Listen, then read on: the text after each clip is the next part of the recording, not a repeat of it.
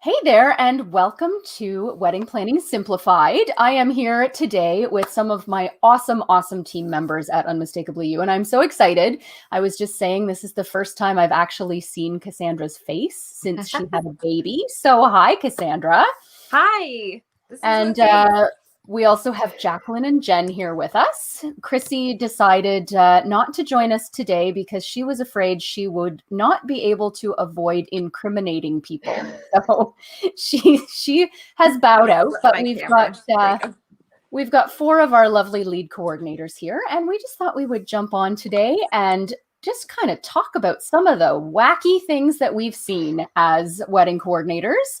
And I have a feeling that some of this will actually be a surprise to me as well, because we all are lead coordinators, so we don't often work together. And some of these things I think happened on weddings that I wasn't at. So I'm interested to hear some of these stories. So welcome and thank you for joining us. We are from Unmistakably You Boutique Wedding Coordination. We have been coordinating weddings for over 12 years, and we're just going to sort of chat today about some of the things that we've seen, in the hopes that maybe it gives you a little bit of amusement, or maybe it lets you know some things that you want to think about in advance of your wedding. So we are going to, as always, invite comments and questions if you have any, because we're using StreamYard today. We won't be able to see your name unless you've authorized StreamYard to see your name. So if you post a comment, it might be anonymous, but we will do our best to answer any questions or comments that you post. So ladies, thank you so much for joining us today. I know that it's a beautiful day outside, so I'm happy to have you here. But let's jump in. So I've kind of broken this down into times throughout the wedding day and some things that we've seen and dealt with. And the first is pre-wedding. So one of my favorite stories to tell is that, as you know, animals are always unpredictable. And so it was a doubleheader wedding weekend that I was working, and I was still in bed on the Sunday morning before the second wedding when my phone rang. And it was that call that you never want to get from a bridesmaid saying, "I have a big problem." She had just taken her dress out of the closet and found that her dog had totally shredded the bodice. And so we were, I of course said, "Oh, of course, we'll fix that. No problem." And then I hung up the phone and went, "Oh my God, how am I going to fix this?" So ended up calling in some favors, and the lovely folks over at Sophie's were gracious enough to call in their alterations mistress and their head seamstress on the Sunday of a long weekend. And they took the skirt off of another dress and literally reconstructed the bodice of this dress hours before the ceremony. So it was one for the record books, not something that I have had to deal with since, but keep your dresses away from your dogs, folks. Yes. Yes. Yeah. I would love to see those getting ready photos, though. Yeah, I could only imagine the action shot. Well, nobody told the bride until after the problem was solved. So everything was good from that perspective. But Jacqueline, you have some pre-wedding stuff that you've come across. So back when eyelash extensions were just becoming new and popular and no one really knew what they were, I found that a lot of my friends, a lot of bridesmaids were all getting them done. So of course, when one bride said she was doing it, I didn't think anything of it, said good luck, pack some water, it's a long appointment. And then 2 days later, she came into work, eyes swollen shut completely, and had about 48 hours before her wedding at this point to bring the swelling down and get ready for her day. So there were some antihistamines involved, I'm sure. I'm sure lots of vodka. I'm sure lots of wine. And whatever happened, the swelling went down and she looked beautiful on the day. And strip lashes, I still swear by them. Rip them off at the end of the night. Yeah. They're done. Yeah. Which is why I'm always suggesting to our couples that by all means, get your mani-pedi the day before your wedding, but don't have any spa treatments, especially something that you've never had. Leave the facials for the week before, and yeah, definitely. You never know what can happen. Never. Yeah. Getting ready is always, Jacqueline, as you mentioned, it's a busy time, and there are people all over the place, and hair and makeup is always kind of a zoo. It's a beehive of activity. And so I had a few years ago a bride who was actually very calm and everything was going right on time, and she just thought she'd touch up her lipstick just seconds before walking down the aisle, and of course the lipstick ended up on the dress. So another reason to always pack an emergency kit, because I ended up definitely scrubbing that stain out with some Tide to Go and some alcohol rubs just before the ceremony. So I'm luckily guessing it wasn't a nice like nude pink, was it? It was probably no, a nice no, it was, vibrant. yeah, Bright red. Good. yeah. And Jen, you were talking about some problems you've had with boutonnieres. Yeah, so I had when I was helping the wedding party, we were running a little bit behind, and the guys were like, "We're good. Don't worry about us. We can get the boutonnieres on," which I should never have trusted. Yeah, I should not have trusted. So I was like, okay, but I had to be somewhere else, and so I was like, okay, fine. So I left, and literally, like, they're supposed to be walking down the aisle, the guys, and I get a call saying we can't get the boutonnieres on. And I'm like, okay. So I go running, and I go over, and I'm trying to pin this on, and the rose was like the size of my fist, like massive. So it's so top heavy, and I'm trying to put it on, and sure enough, it just popped right up.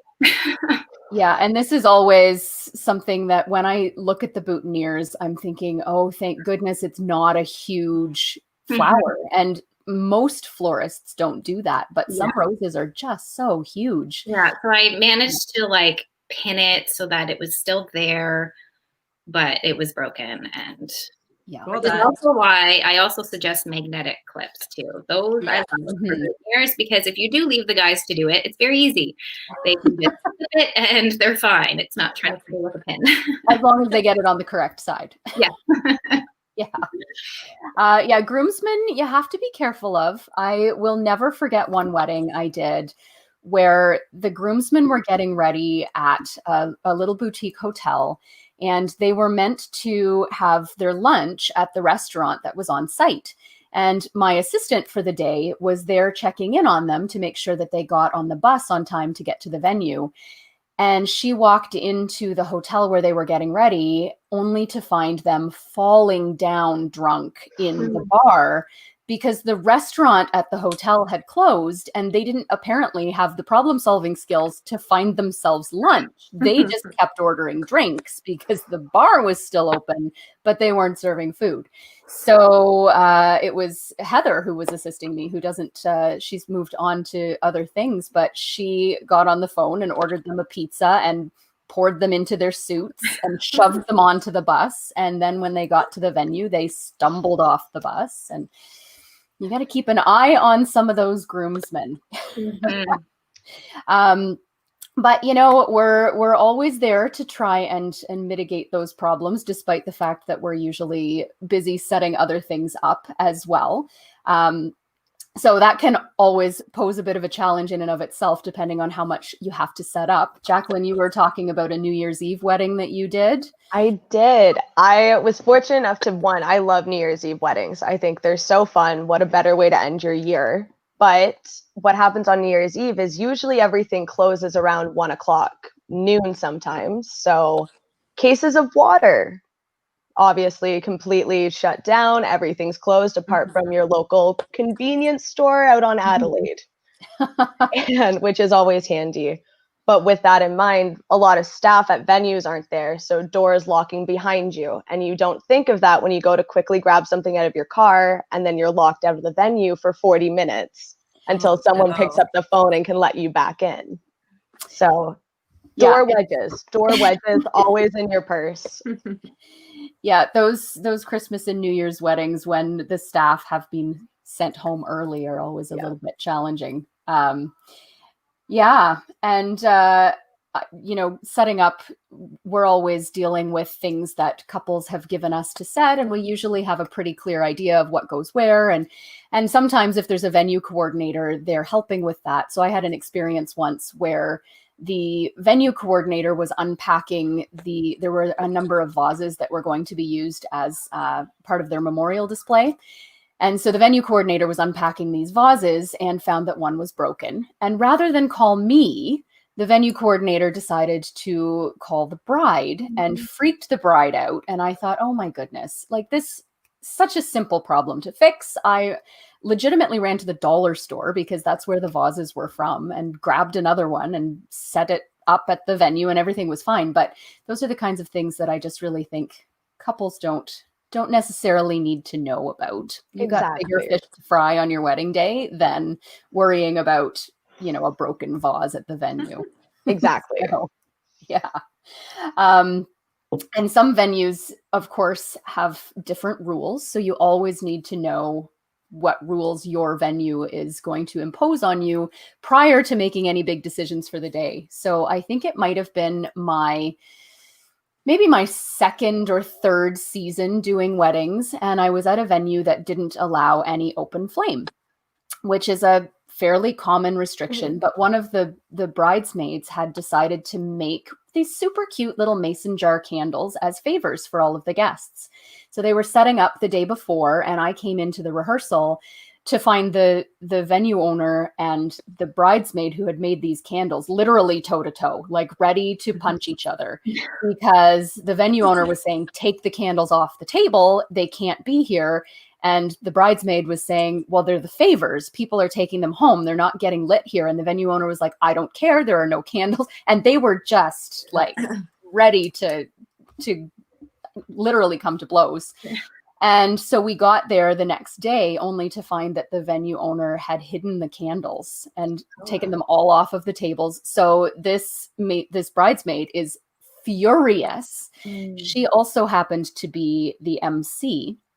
And so she and her husband were MCing, and this combination of this tense situation, and of course it's a party and you want to have fun, they had enjoyed the cocktail hour a little bit too much, and were fairly inebriated by the time we started the formal part of the evening. Everybody got seated, and the MCs were introducing the kissing game, which was that you were to demonstrate a kiss and the couple would mimic it.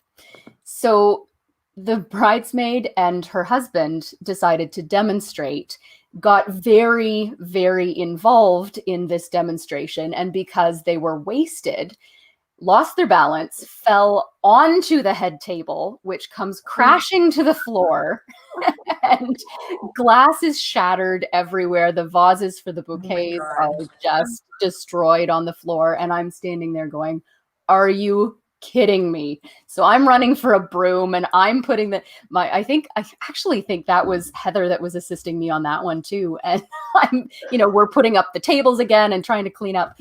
Oh my gosh. Alcohol, folks. It all started with the candle. Oh, yeah. And so know your venue restrictions and maybe have a conversation with your MCs about what they're going to drink before their duties are over. Yeah. But I've had some interesting things happen on ceremonies too, and I know that you all have as well. Some of which, of course, are weather related. Cassandra, you had an experience with high wind. Yes. Yeah, it was a property wedding, so everything was incredibly flat. So there's no structures to help prevent the wind from taking everything. It was just, it literally came out of nowhere. It was a stormy day, but you could kind of see it on the horizon. It was beautiful. The sun came out as she walked down with like her gorgeous long veil. We get her to the front, and then all of a sudden, like, just everything went black. Like, it just, the storm cloud rolled in out of nowhere. The officiant, you can tell, just starts to speed up talking a little bit because we don't know how long we have until it like pours rain or does something.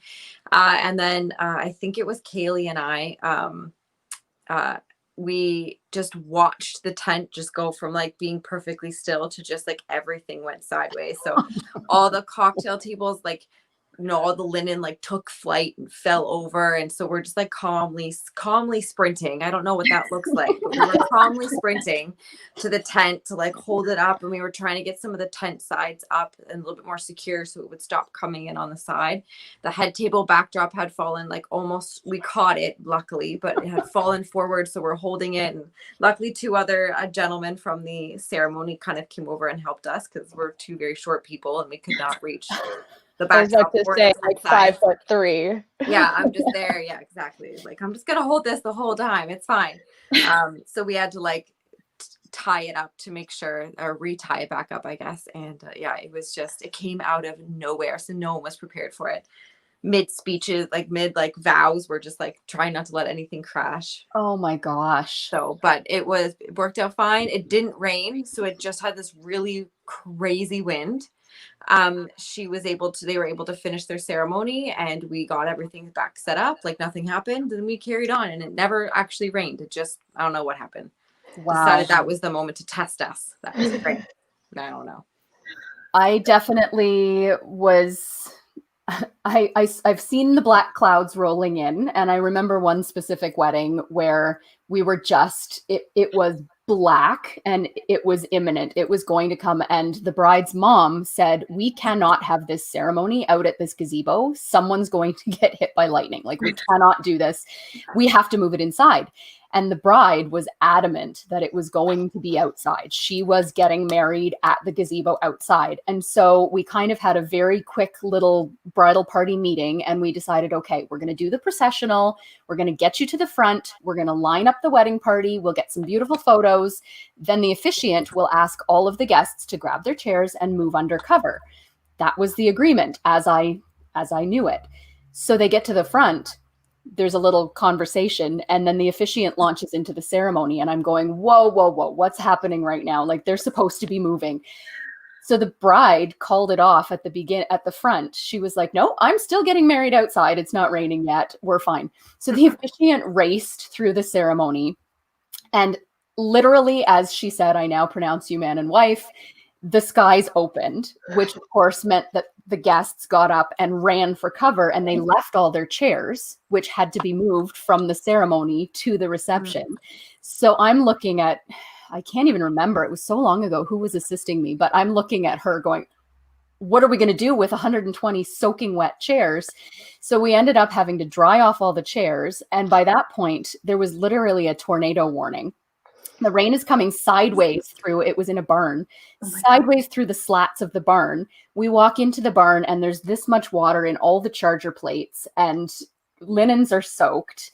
So we ended up having to dump out the water from the charger plates. We had to replace the napkins with paper. We had 2 extra linens, so we stripped 2 of the tables.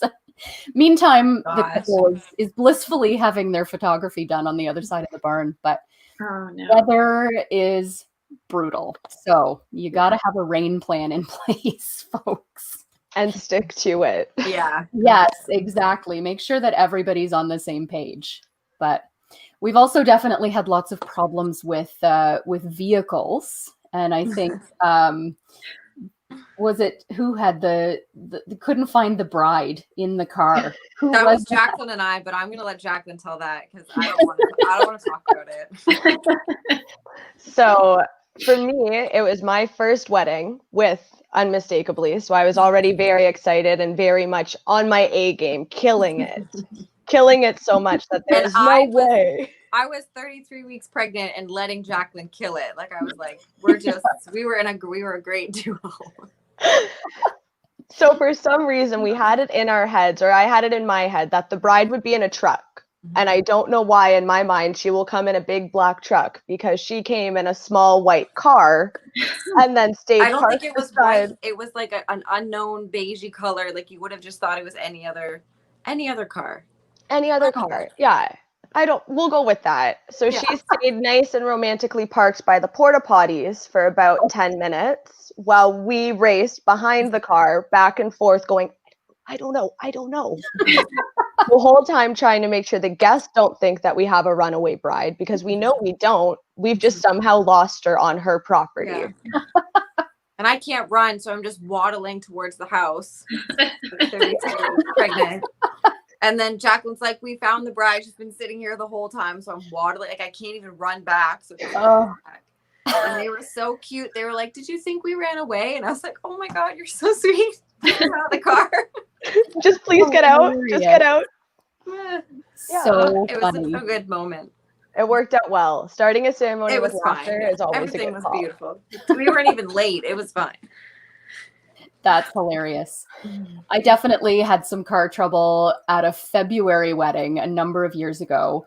I had raced into the ceremony. I was coming from the reception space to the church, which is where the ceremony was. And I double parked because I was short on time. So I left my four-ways on.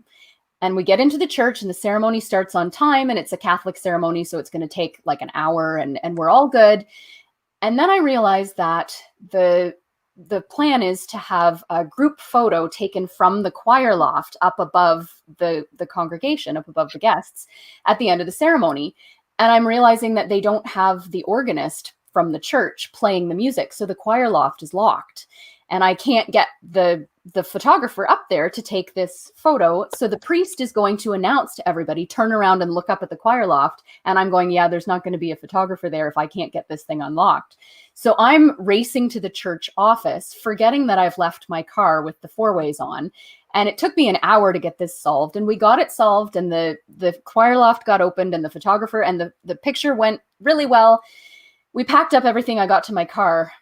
And it won't start. Battery's totally dead. And so I had to get a jump. And then I'm in downtown London going to the photo location, which was in an alley, legitimately.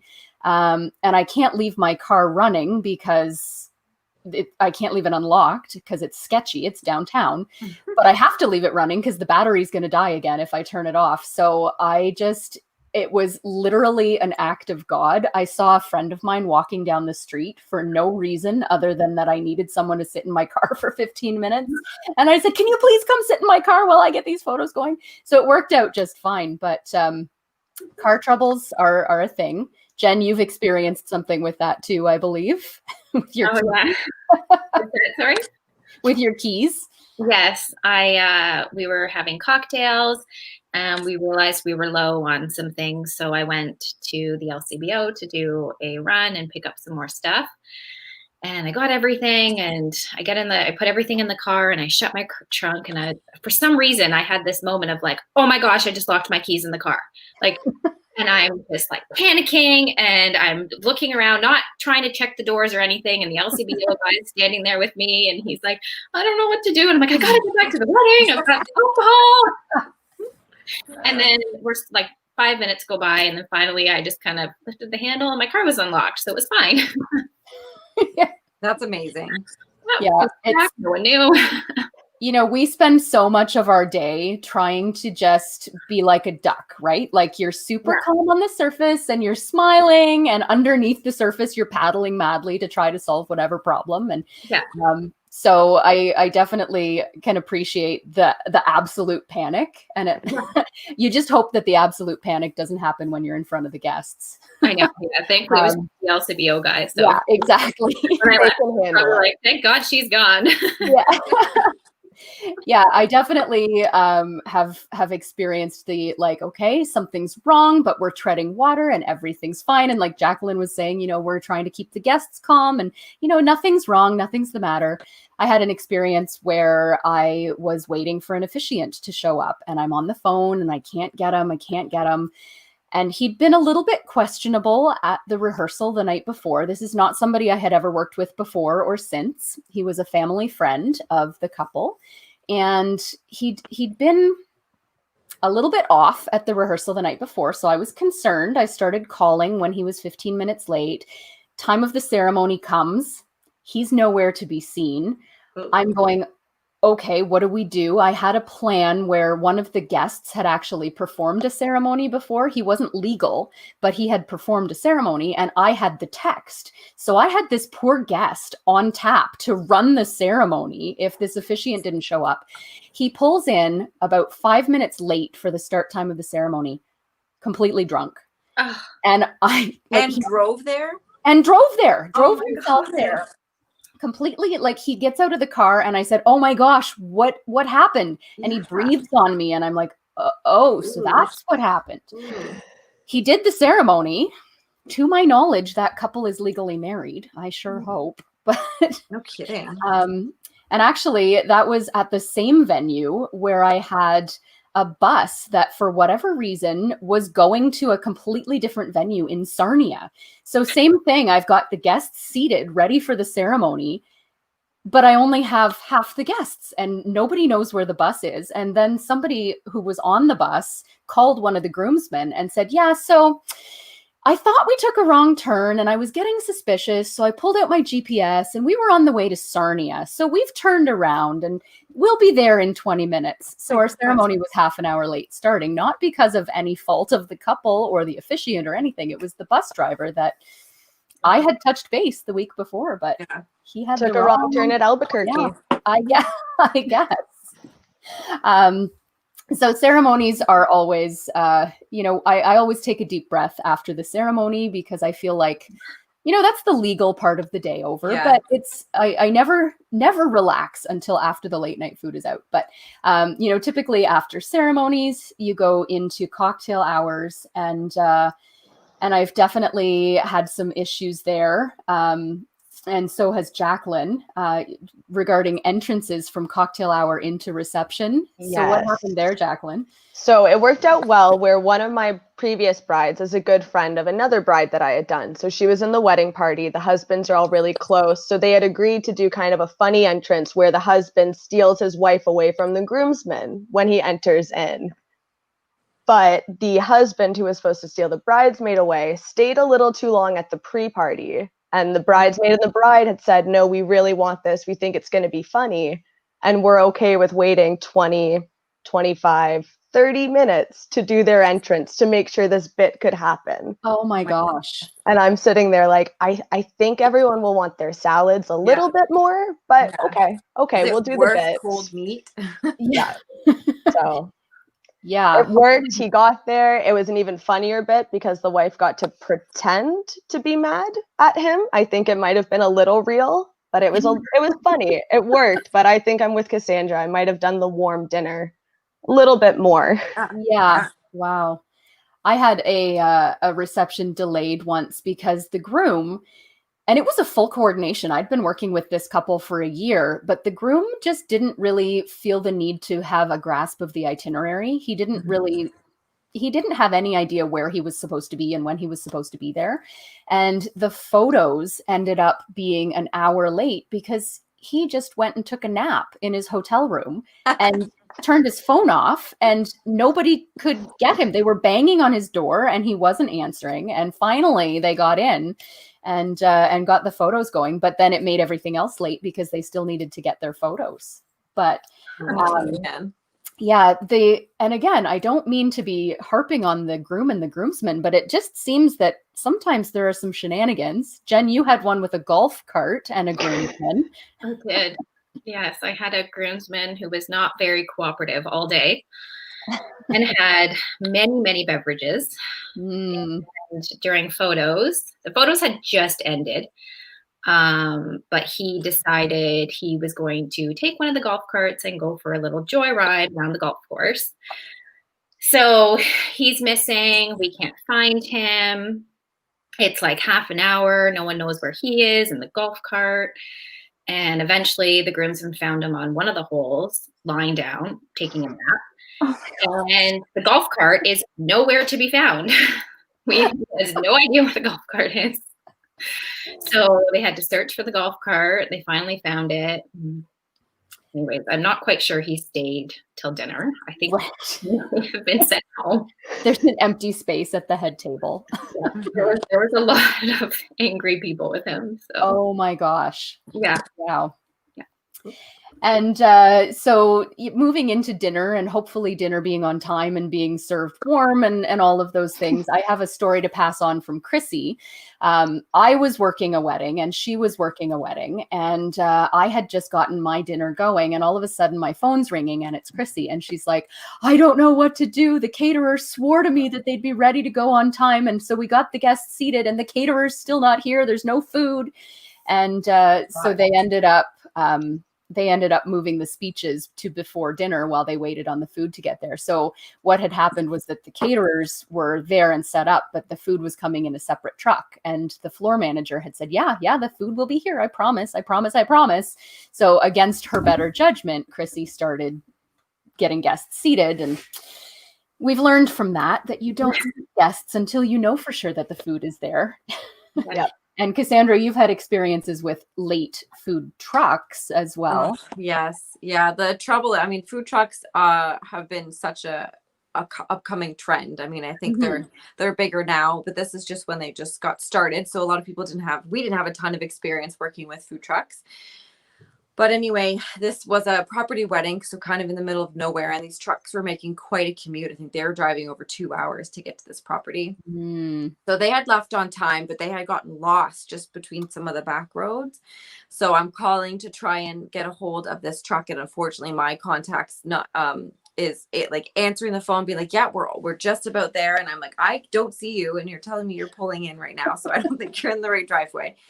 But anyway, the trouble with food trucks is they have to get parked and they have to be able to heat and turn on everything. So in order to cook all the food on site, they have to have, properly heated fryers, and everything needs to be on, and for a while. So they were running late, not that it was into our dinner time, but their setup time got really pushed. So we had to juggle dinner, and they had 2 food trucks. So one was like ready to go, like the food was ready, and one food truck was like, we still need like another 25-30 minutes. So it took forever to get people through both food trucks, because unfortunately they also didn't take orders. It was like you just go up in order, and it was 200 people. So it was a time. So we kind of it was kind of more like you kind of got up, grabbed your food, and we did like speeches intermittently, and then it was very interesting the way we juggled the rest. But oh man, it was a time with the food trucks. It's not something that it's not something I hope happens anywhere, because it takes forever for them to heat up, unfortunately. Yeah. And food trucks are great. I love them because of the variety, and it's not usually your standard, dry chicken and overcooked beef. And you get to be a little bit more personal with your choices, and guests get a little bit more of an option in terms of what they're choosing. But you do have to be really cognizant of the time that it's going to take, not only from when they arrive to when they're able to serve, but if you're doing an order on site kind of thing where you haven't taken pre-orders, it can be a lot slower to move guests through than just, a pre-chosen plated meal from a traditional caterer would be. Yeah, I think it took 3 hours to get everyone through for people to order, and then plus like some speeches. So we still got dancing on time, but there's a lot of juggling in between. Absolutely. No one was eating at the time. Shameless plug for a wedding planner. That's why you want a wedding planner on site, because otherwise who is navigating that and deciding how to move things around to make it work? Jacqueline, you've dealt with putting, I think it sounds like Portuguese wedding, and you had to put out the late night. Is that what? Yes. So late night food with the Portuguese wedding was the big midnight buffet, which is incredible, but with a massive guest list and 2 fridges and a massive portion of seafood and beautiful cheese cuts and meat cuts. It was I think I would do really well in a Tetris competition. I would kill it, but I don't think I could handle the squishing of containers and praying that the fish juice doesn't leak into another dish. It was a challenge, but we did it, and everything stayed chilled up until midnight. So it was perfect. Awesome. How did it go taking it out of the fridge? I'm just curious. Or were you able to? I remember something balancing on my head. I had one on a shoulder blade and just ushering it to servers and like maneuvering using every part of my body to hold things up. Nothing fell.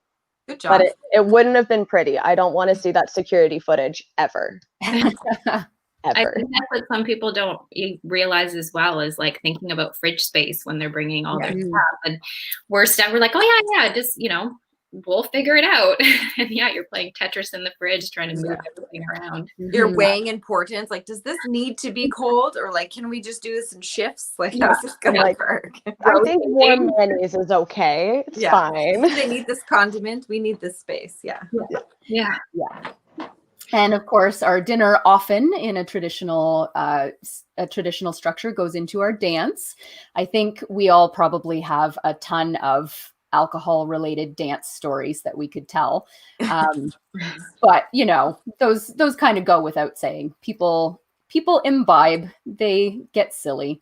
But I definitely remember a wedding in I think it was 2019 that the Raptors won the championship, was it? Or was it last year? Yeah. I think so. So I did a wedding, I think it was May. So clearly I'm a sports fan here, right? Like I know when the playoffs are. But they had this killer band hired, and this band is on the stage, and it was rocking. It was a great band, and nobody was on the dance floor, and I can't figure out why. I have no idea what's going on. They're all gathered around the cruiser tables with their devices out watching the Raptors game. And I mean, obviously, when you choose your wedding date, you can't really predict what playoffs are going to be happening. But I felt so awful for that couple because they invested in this killer band, and then literally everybody is watching the Raptors game. So that was just kind of an unfortunate one. That was not really anybody's fault. But on the bright side, at least no one was in a Raptors jersey at the wedding that we know of. Yeah, so. we know of. Yeah, I don't think there were any Raptors jerseys, but I definitely have some fun cleanup stories as well. Speaking of the whole dancing and imbibing thing, I will never forget a wedding that I tore down. We had done the decor as well as the coordination, and I arrived from another wedding to help tear down. I think it might have been Kaylee or was that you, Cassandra? Do you remember this one? I was up at the top of the ladder in the middle of a dance floor at 2:00 in the morning. I think it was Kaylee. Yeah.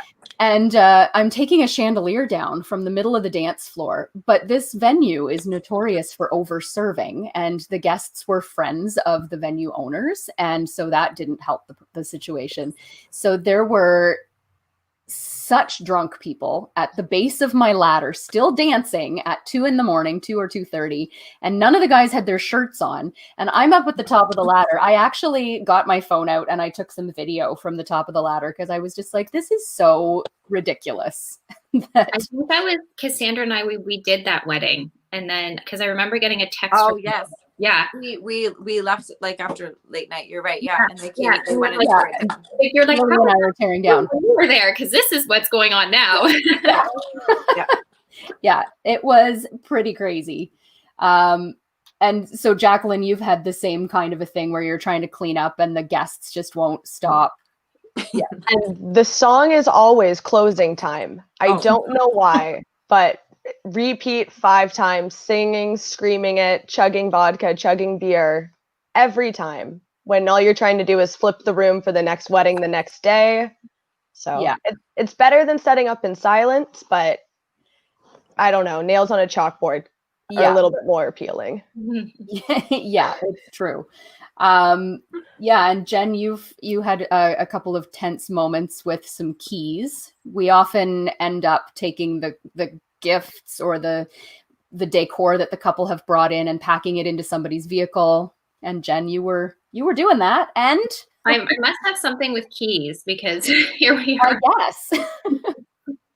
Yeah, no, I was cleaning up everything, and I had the father of the bride's keys, and I was putting everything in her car, and I was just doing one too many things at the same time. So I was putting gifts in the car. On my way back, I was cleaning things at the same time. So I had garbage in my hand while I was coming back in, and then I would go back out with gifts. So I was kind of multitasking. Yeah. I had the keys in my hand, and as I was multitasking, I threw the keys in the garbage. And it was only like 20 minutes went by until I realized that I didn't have the keys anymore. Like, oh my gosh. And very lucky that you found them, though. Oh, I know. Yes, very lucky. Yeah. So, folks, wedding planning, so glamorous. Definitely digging through garbage. And I actually did a wedding once where there had been a bottle of vodka stolen from the bar, and the bartenders were threatening to shut down the whole event unless this bottle was returned. So we were searching everywhere, like literally on my hands and knees in a flower bed, looking behind the shrubs to try and find where this vodka was. We ended up finding it in the ceiling tiles in the bathroom. Like, how high school dance is that? Yeah, And no kidding. it ended up being one of the bridesmaids who had swiped this Ooh. bottle from the bar, and she was acting a little weird, so we followed her into the bathroom, and it was in the ceiling tiles.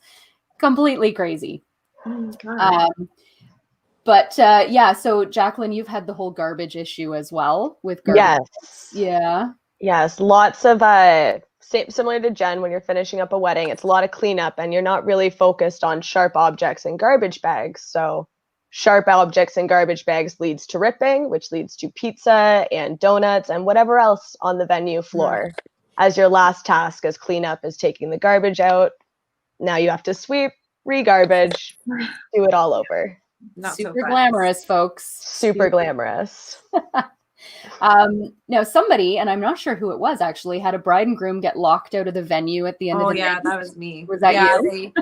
Unfortunately, just when you party super late and the staff is kind of cleaning up around you, by the time you leave, usually the staff are also leaving. So they had, the only thing we didn't pack up for them were their cards. They wanted to keep their cards because they're, there's usually a lot of money in those cards. So they were actually kept hidden, and the family were well aware of where all these cards were, but they left the venue, and I think they just had a little too much to drink, and just in the sense where they couldn't remember where these cards went. So they left the venue thinking that they got locked out and their cards were still in there. And it's a Saturday and it's a venue where people don't just open up on Sunday for fun. Like, you'd have to wait till Monday to find out if these were here. So they're calling me and we're trying to figure out where these cards went. And lo and behold, like, a family member, like, who was supposed to pick them up and bring them home had done that, picked them up and brought them home, but they just didn't remember who it was. So they're poor things were panicking that they lost these cards. So we're trying to get in this venue that doesn't have any staff. Like, no one was there. Poor things. They like went home and then tried to come back. It was just, it's always tough. That one's tough. Yeah. But maybe make sure if someone's in charge, they tell you and remind you that they have them. And so we've changed our card policies over the past few years, because we definitely are always aware that there could be hundreds or maybe thousands of dollars there. And I always want to make sure that those cards are locked up or hidden away or taken care of somehow. But we always want to have somebody from the wedding party or from the family watching us for that reason, so that we know where they went, so that somebody who's in the family can solve those problems. Because I've definitely gotten panicked phone calls. One specific one comes to mind on a Sunday morning. It was the bride who was calling me, and she's like, "We don't know where our cards are. We can't find them." And I said, "Well, I told your mom before I left where I had hidden them, because it was a venue that didn't traditionally do weddings. And so there wasn't like a safe to lock them up. So I had hidden them in a storage room underneath a coffee can in a Dollarama bag. Like, Nice, this is nice. camouflage at its finest, right?" And I had told the mom, but apparently the mom was a little more inebriated than I thought she was. And she was looking on the wrong shelf. So they're in the venue and they're like, "We can't find the cards. We're looking where you told us and they're not here." And I'm going, "Oh my God, where did they go?" They were exactly where I told them they were. They were just looking on the wrong shelf. So yeah. So cards and gifts, and make sure you have a plan, folks. Create a solid plan and put somebody in charge of those things. Yeah, and I've had all kinds of end of the night shenanigans. I remember leaving a wedding once, and there was a hookup that had happened at the wedding that was being expressed on the front lawn of the venue. So I'm walking out of the venue, and there's this couple who is literally doing it on the front lawn of the venue. Amazing. It's 1:00 in the morning, and I just kind of averted my eyes and kept walking. That's amazing. But I think the moral of the story is alcohol and late nights can bring all kinds of emotions. Sometimes people get frisky, sometimes people get angry. I often think of the wedding where Cassandra blocked a punch that was aimed at my head. Yes. Yes. End of the night, there was a cat fight on the front steps of the venue because they'd been overserved all night, and silly me, I stepped in the middle of it, and Cassandra saved me from a concussion, I'm sure. But I'm not that crafty. I just happened to be able to swipe her pretty quickly. I was very thankful for that. So I was gonna say, I think even the alcohol all day is like everyone's drinking all day long, and then they get to the nighttime. Yeah. And it's like you don't realize, like pace yourself throughout the day because you still have that whole evening where you know you want to party, and that's when. Yeah. Yeah. What's They that get a- saying? It's a marathon, not a sprint. Yeah. Yes. Yes, and you presumably, as part of the couple getting married, want to have memories of your day as opposed to just being completely wasted. But Yeah, I don't think I have definitely like had a bride and groom not necessarily a bride and groom not necessarily remember their night. Like they were overserved, they were rolled into a cab and puked in the cab on the way home. They show up for like brunch the next morning with their family and they're like, I don't remember how we got home or what happened. I mean, to be honest, sometimes you just don't know that. You don't plan for that necessarily. I was like the opposite. I was very sober at the end of my night, eating pizza. I remember that with all pizzas. Yes, I ordered. Everyone took a pizza home that day. Everyone on the bus had their own pizza. Yeah, so I think that takes us to the end of our reminiscences here. But anybody else have anything that we left out? Oh, so much, but it's just that's for another day. That's another time. Well, ladies, thank you so much for being here with me today. And anybody tuning in or catching the replay, or if you're catching us on YouTube, make sure to like and subscribe. And we're so happy to be able to come chat with you every week.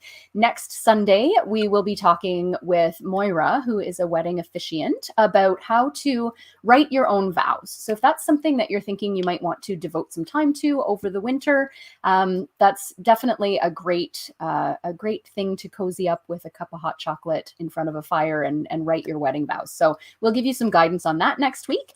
And definitely pop over to our Unmistakably You page. We are launching probably the biggest promotion we've ever done on Tuesday. It's really exciting and we've been working on it for quite a while. So pop over to Unmistakably You and check that out on Tuesday. Jacqueline, Jen, Cassandra, thank you so much for being here. Enjoy your day, and I will catch you soon. Yes. Thanks. Thanks, Amy. Bye, ladies.